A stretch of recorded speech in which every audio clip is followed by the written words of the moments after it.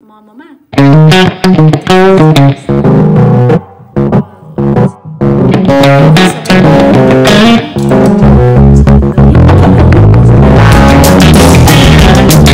Hello साथीहरु नमस्ते तपाईलाई स्वागत छ आजको हाम्रो नयाँ भिडियोमा। आज चाहिँ म बनाउँदै छु मोमोज। म चाहिँ अझ बिटरुटको मोमो बनाउँदै छु अनि त्यसपछि पालकको अनि एउटा सादा पनि बनाउने भनेछु। अब सादा चाहिँ बनाउँछु कि बनाउँदैन अहिले कतिको हुन्छ हैन, पुग्छ कि पुग्दैन त्यो त्यो अनुसार नै चाहिँ सरी। यतापट्टि मैले एउटा बिटरुट लिएर आएको थिएँ ठुलो होला, अनि त्यसपछि यो चाहिँ पालक योलाई पनि पिसिसके। अब चाहिँ म यसमा पिठो हाल्दै मुस्ने छु। म चाहिँ एकदमै हेल्दी मोमो बनाउँदै छु आज हैन। अनि म गहुँको पिठो हाल्दै मुस्ने छु अनि त्यसपछि यो मुछिसकेपछि त्यसपछि म मुस्ने छु बिटरुट होला। ओके, अब हामीहरु लागौँ है त। मैले चाहिँ एक कचौरा गहुँको पिठो ल्याएको छु है। कतिको यसमा कति अटाउँछ हैन, अब जति यसमा हुन्छ त्यही अनुसारको म पिठो हाल्दै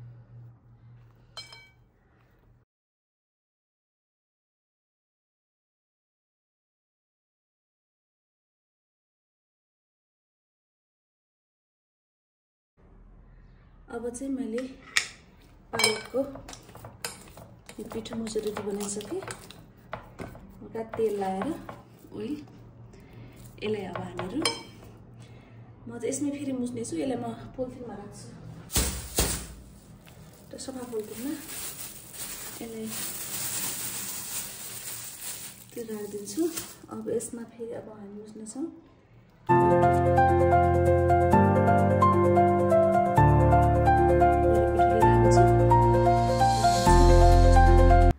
पिठो चाहिँ मैले मुछेर रेडी बनाइसकेको छु, दुईटै पिठो हैन। अब चाहिँ बनाऊ यसको लागि किमा। मैले चाहिँ आधा किलो बोनलेसमा चिकन लिएर आएको थिएँ। अब यसले म बनाउँदैछु किमा। यसले चपिङमा भएन, मैले चाहिँ मिक्सरमा पिसेको थिएँ है।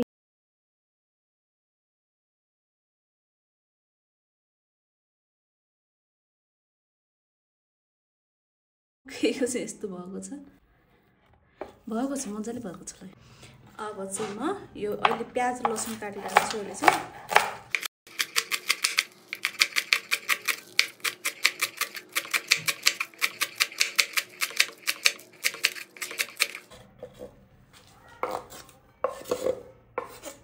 काउलीको पत्ता अनि त्यसपछि थोरै पालक थियो, यसलाई पनि काटिरहेको छु। भेजिटेबल जे हाल्दा पनि हुन्छ, कुनै क्राइटेरिया छैन यही हाल्नुपर्छ भनेर हैन। अनि मैले 3वटा ठुल्ठुलो दाना प्याज लिएको थिएँ अनि त्यसलाई पनि म मसिनो चप गरिरहेको छु।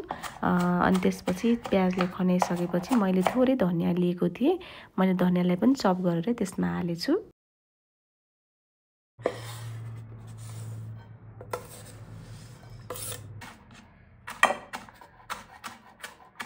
यो सोयाबिन छ, यसलाई मैले बोइल गरेको छु। अब यसलाई म मिक्सरमा एकछिन धेरै हैन थोरै घोरेर बनाएर लिएर आउँछु। मैले सबै चपिङ गरिसकेको छु।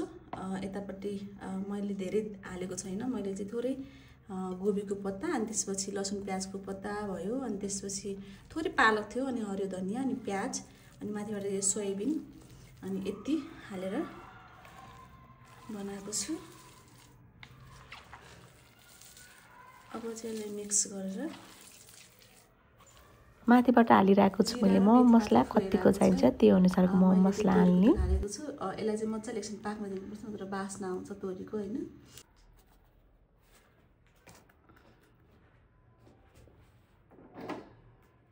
हाम्रो चाहिँ तेल मजाले बोइल भइसकेको छ है। तोरीको तेललाई चाहिँ अलि बोइल गर्नुपर्छ, मजाले बास्ना आउन सक्छ।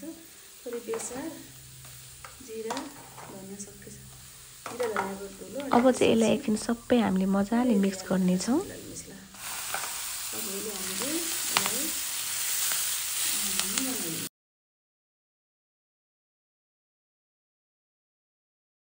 मैले चाहिँ 3 किसिमको बनाउने भनेको थिएँ। यो मेरो पिठो नै बढी भयो कि, त्यही भएर यसलाई यति नै पुग्छ जस्तो लाग्यो। त्यही भएर म 2 किसिमको म बनाउँदैछु। अब चाहिँ मैले फ्लेम अन गरेँ ल। अब म यसमा हाल्ने कुरा हाल्छु है त। मैले चाहिँ यसमा थोरै चिकन थियो बाँकी रहेको। मैले त्यो भिडियो बनाएको सोचेको भिडियो भएन रहेछ कि, यस्तै हुन्छ एक्लै भएपछि हैन। अनि थोरै एउटा प्याज, एउटा टमाटर अनि एउटा डल्ले खुर्सानी अनि त्यसपछि जिरा धनियाँको धुलो, अनि त्यसपछि थोरै चिकन थियो एक कचौरामा बचेको त्यो हड्डी, अनि त्यसपछि त्यो हालेछु अनि नुन हालेँ। बस अब यसलाई उम्लिन दिन्छु। अनि अब चाहिँ म यसमा नुन हाल्छु। नुन हालेको थिएन अघि न।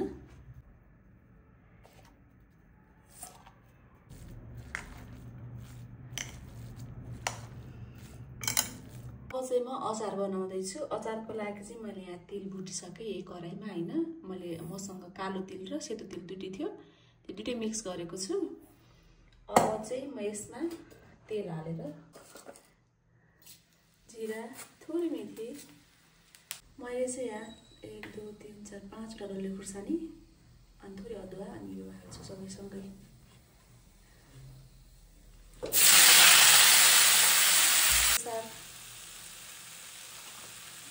जिरा धनियाँको धुलो,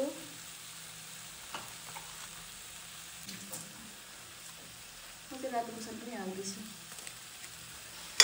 हाम्रो चाहिँ अचार बनेर रेडी भइसकेको छ। एकछिन सेलाउन दिइसकेपछि हामीहरू त्यसलाई मिक्सरमा पिस्नेछौँ। अनि म चाहिँ यता स्ल्याब सफा गरेर म चाहिँ फर्स्टमा बिटरुटको मोमो बनाइरहेको छु। अनि यसलाई बेलिसकेर मैले चाहिँ एउटा गिलासको सेप लिएको छु। हजुरले कचौरा या जुनसुकैको पनि सेप लिँदा सक्नुहुनेछ।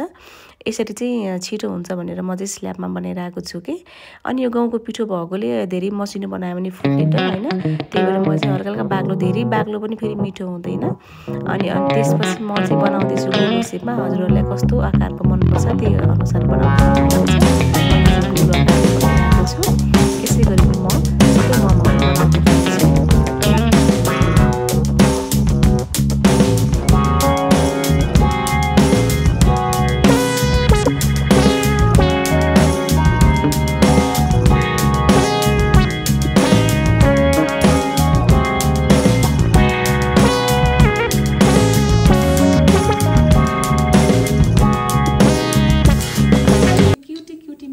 रेडी भइसकेको छ। अनि सानो मोमो बाना छ हैन, त्यस्तै अनुसारको मेरो मोमो पनि छ सानो सानो। अब म चाहिँ यसलाई बसाल्छु।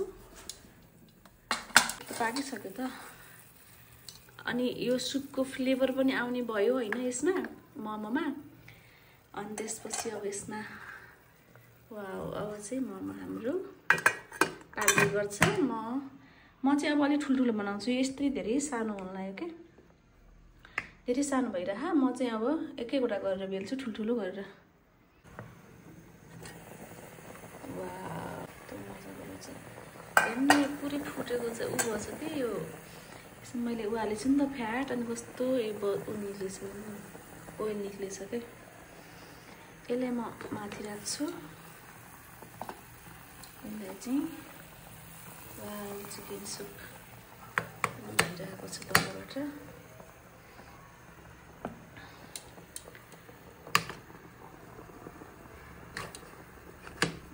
मलाई खाना हतार भइसक्यो। एकदमै स्पाइसी चटनी रेडी भइसकेको छ। माथिबाट काट्ती मात्रै हाल्नु बाँकी छ है।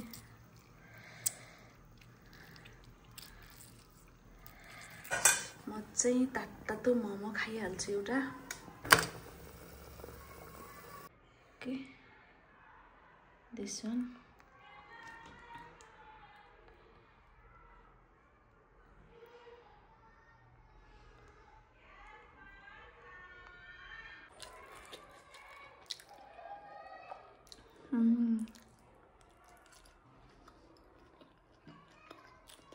म चाहिँ मेरो राख्ने भाँडा थिएन हैन, मैले चाहिँ कुकरमा राखिसकेको छु।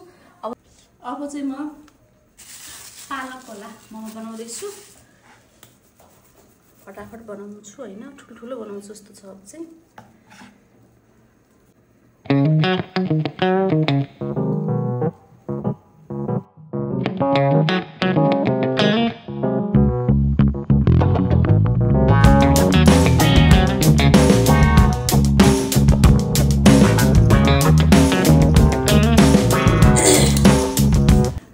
मेरो पालक मोमो पनि रेडी भइसकेको छ।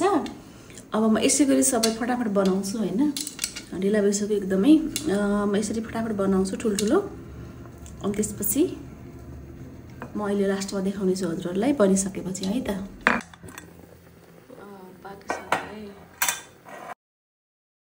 एकदमै मिठो बास्ना आएको छ अनि मिठो पनि भएको थियो हैन। हजुरहरूले पनि घरमा बनाएर खान सक्नुहुन्छ। आफ्नो केटाकेटी नानी बाबु अनि फ्यामिलीसँग मजाले घरमा इन्जोय गरेर खान सक्नुहुनेछ यो चिसो महिनामा तातो सुप अनि हेल्दी मोमो। अनि मैले चाहिँ यसरी भिडियो बनाएको थिएँ, मुकबाङ गरेको थिएँ आफ्नो साथीसँग अनि मेरो भाइ बुहारी मुकबाङ परीले चाहिँ सेटअप बनाइदिएको थियो। एकदमै हेल्पफुल छ, एकदमै राम्रो छ हैन मेरो भाइ बुहारी चाहिँ। अनि त्यसपछि मेरो साथी पनि आइसकेको थियो, हामीले एकदमै इन्जोय गरेर खाएका थियौँ। यदि हजुरहरूले त्यो भिडियो हेर्नुभएको छैन भने हेर्न सक्नुहुनेछ। मैले युट्युब च्यानलमा हाम्रो कञ्चन देउवा युट्युब च्यानलमा आइसकेको छ हैन। एकदमै इन्जोय गरेका थियौँ। हजुरहरूले पनि बनाएर खानुहोला है त। Okay bye, see you soon.